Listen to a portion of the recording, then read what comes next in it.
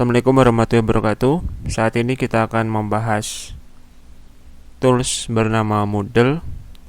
Moodle adalah salah satu CMS atau Content Management System berbasis e-learning, yaitu CMS yang bisa kita gunakan sebagai sebuah web belajar, ya, mungkin seperti sekolah online ya. Kita bisa menggunakan aplikasi Moodle ini. Di tahap 1 ini kita akan membahas tentang 4 hal dasar dari penggunaan Moodle sebagai admin. Yang pertama adalah mengganti bahasa, yang kedua menambah user, yang ketiga menambah kategori, yang keempat adalah menambahkan kursus.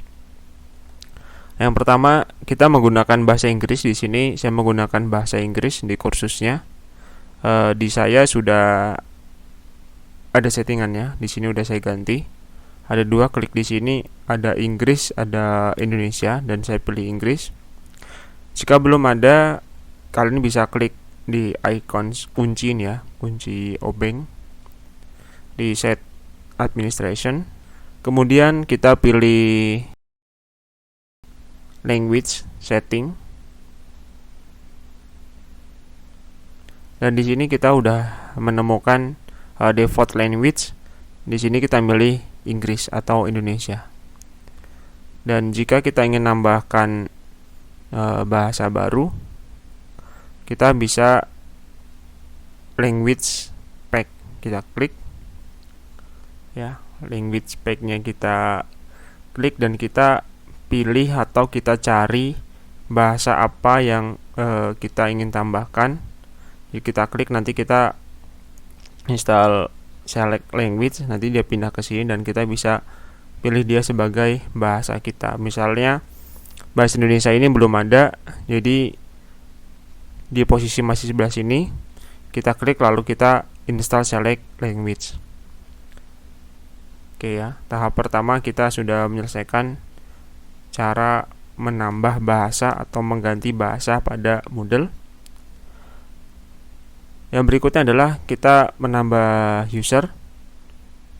Kita klik lagi di bagian sheet administration.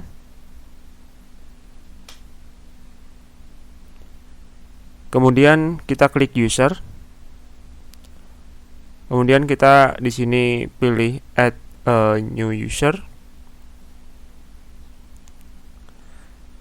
Dan di sini kita perhatikan ada tanda merah ya di first name, username, email.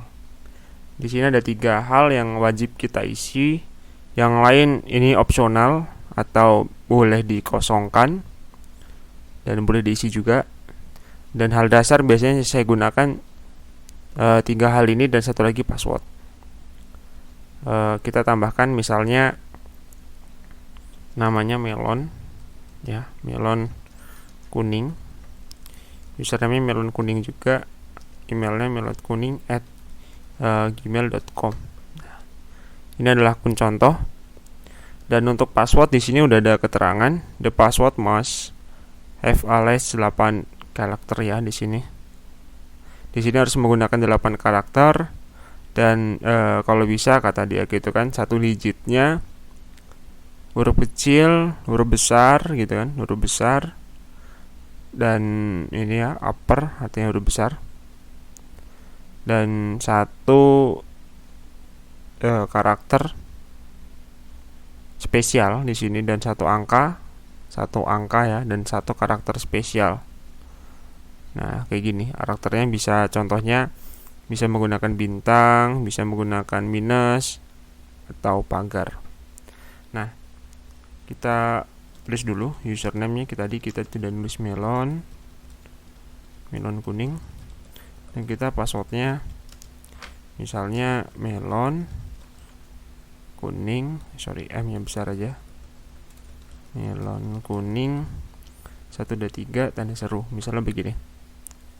Kita copy biar lebih mudah ya. Kita klik di sini lalu kita paste. Nah, hasilnya seperti ini. Oke, jika sudah, kita scroll ke bawah sampai kita klik create user.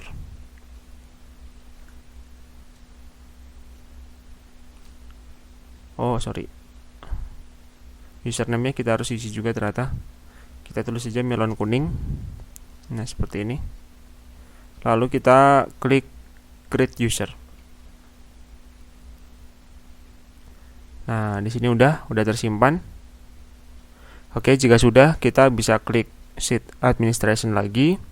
Lalu kita klik user. Kemudian kita lihat user yang udah kita buat apa aja. Kita klik kanan atau klik langsung di browse list of user. Nah, di sini akan muncul nama-nama yang akan kita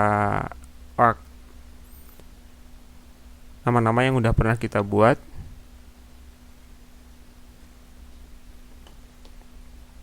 Oke, seperti ini ya. Nama-nama yang udah kita buat seperti ini. Ini udah ada. Ini adalah sampel-sampel yang udah saya pernah uji coba. Kemudian kita lanjut ke tahap berikutnya. Ini sudah menambahkan kategori. Nah, kategori yang dimaksud di sini adalah kategori untuk kursus ya, karena kita sebagai admin. Jadi kita harus menentukan kategori dari kursus itu sendiri.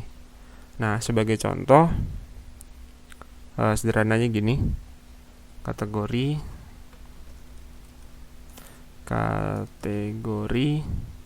misalnya kalau misalnya siswa ya, kelas 10 TKJ. Nah, dan di sini nanti ada materi atau istilahnya kursus. Nah, seperti ini. Misalnya kursusnya bahasa Indonesia. Nah, seperti ini. Jadi satu kategori bisa terdapat banyak kursus. Misalnya bahasa Indonesia, bahasa Inggris. Misalnya ini matematika. Nah, terus bisa juga kita nambah kategori lain untuk kelas 11. Nah, seperti ini. Jadi satu kategori bisa berisi banyak kursus. Dan satu kursus ini nanti bisa terdiri dari beberapa bab. Dan satu bab juga bisa diisi beberapa materi. Oke ya, untuk pengertian kursus di sini saya rasa bisa dipahami. Jadi kita tambahkan di sheet administration. Lalu kita klik course. Kemudian kita klik add a kategori. Nah, kemudian kita tulis kategorinya, misalnya kelas 10. Nah, ini boleh diisi ID-nya atau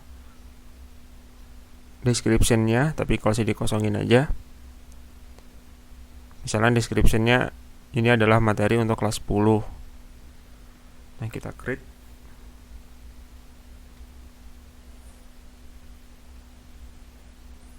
Nah, jika udah, dia udah muncul kategorinya. Cuman kita belum punya kursusnya ya, atau kita belum punya mapelnya. Setelah mapel, kita klik di sini create a course. Kita klik kursusnya. Kemudian kita tulis misalnya bahasa Indonesia. Dan di sini adalah course short name atau nama pendek kursus kita, misalnya jadinya BI atau bahasa Indonesia Indo. Nah, ini bisa dibikin jadwal kapan mulai dan kapan tutup, dan kita checklist saja karena udah ada mulainya tapi tutupnya kita nggak kita tentukan. Dan kalau misalnya ada yang ingin ditambahkan, silahkan dicek-cek lagi aja di sini. Tapi kalau saya cukup nambahkan di full name sama short name.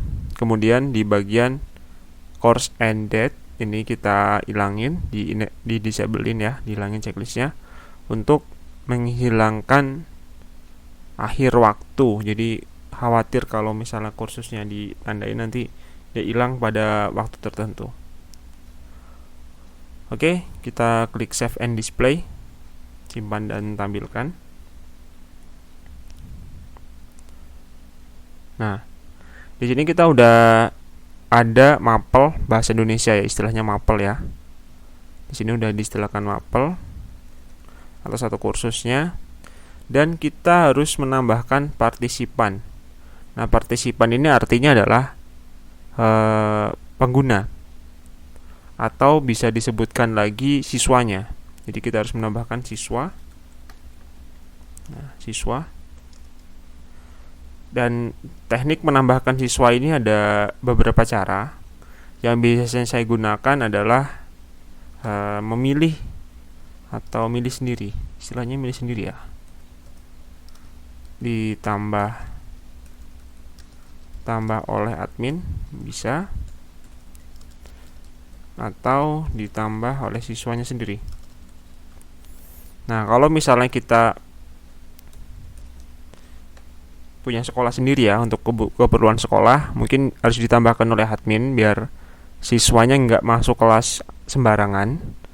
Kalau misalnya kita bikin kelasnya open ya, open artinya bebas, nah bebas masuk kelas mana aja, nanti di settingnya bisa lewat kunci. Jadi ada kayak mirip kode kunci, ataupun langsung diklik dia langsung masuk sebagai kelasnya itu gitu. Dan untuk kita milih siswanya atau pesertanya, kita tampilkan apply. Oke. Ini masih proses ya. Coba kita refresh dulu. Di sini lupa. Di sini ada keterangan enroll user, kita klik. Nah, di sini milih student. Nah, studentnya siapa aja? Di sini udah ada nama-namanya atau user yang pernah kita tambahkan. Misalnya usernya adalah melon tadi ya. Nah, melon kuning. Dan melon dia sebagai user. Student. Oke, kita enroll. Nah, dia nambah satu user. Dan di sini keterangannya adalah student. Kita nambah lagi. Kita search lagi. Misalnya di sini ada akun sembarang ya, kita tambahkan misalnya seperti itu, dan sampai user-usernya itu kita pilih semua dan kita klik enroll. Nah, jadi begitu cara kita menambahkan secara manual dari admin. Nah, bagaimana kalau siswanya yang nambah diri sendirinya ke akun kursusnya atau ke kursusnya? Kita klik di sini di bagian pengaturan. Kemudian kita pilih enroll method atau metode enrollnya. Dan di sini kita menemukan request access. Di sini artinya adalah orang lain bisa mengakses ya. Di sini kita klik, kita buka gambar matanya, silangkan ini kita buka. Dan kita ini menandakan orang luar bisa mengakses materi kita. Kalau enggak kita tutup, kalau orang luar nggak bisa melihat ya. Dan di sini ada self enroll student. Artinya si user bisa milih ya, bisa login. Kita klik di sini. Nah, dan mana yang bisa kita prioritaskan dan kita bisa naikkan. Nah, seperti ini. Atau juga kita bisa klik setting. Dan di sini customnya namanya apa, dan ataukah perlu kunci untuk mengizinkan gabung ke kursus yang udah kita buat. Misalnya kuncinya selamat datang, atau kuncinya yang macam-macam, misalnya nama gurunya atau apa, jadi nggak semua siswa tahu kode kuncinya, dan itu artinya memfilter jumlah peserta yang masuk. Dan kita bisa nyeting di bagian-bagian yang lain. Tapi kalau saya nggak perlu itu ya, yang penting siswanya bisa login sendiri dan kita bisa juga manual enroll juga. Oke, itu cara kita menambahkan kategori dan kursusnya, dan kita juga udah membahas tentang bagaimana cara menambahkan siswanya. Materi tahap berikutnya adalah menambahkan materi pada kursus yang sudah kita buat. Oke, terima kasih sudah menonton tutorial sampai selesai. Semoga bermanfaat.